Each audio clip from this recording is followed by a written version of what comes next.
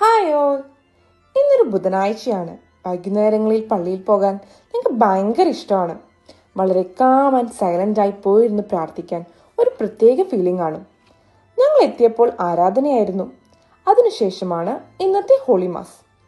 ഇവിടെ കുർബാനയ്ക്ക് നമ്മൾ യൂസ് ചെയ്യുന്ന പ്രെയർ ബുക്കിനെ ഗോട്ടസ് ലോബ് എന്നാണ് പറയുക. ഇതിൽ എല്ലാ പ്രേയേഴ്സ് ആൻഡ് സോങ്സും ഉണ്ട്. നാട്ടിലെ ലാറ്റിൻ കുർബാനയാണ് ഇവിടെ. സെയിം എക്സാക്ട് ജർമ്മൻ ട്രാൻസ്ലേഷനാണ് ഇവിടെ ഉള്ളത്. ജർമ്മനിയിൽ വന്ന വർഷം മുതൽ സ്ഥിരമായി ഞങ്ങൾ കുർബാനയ്ക്ക് കൂടാൻ പോകാറുണ്ട്.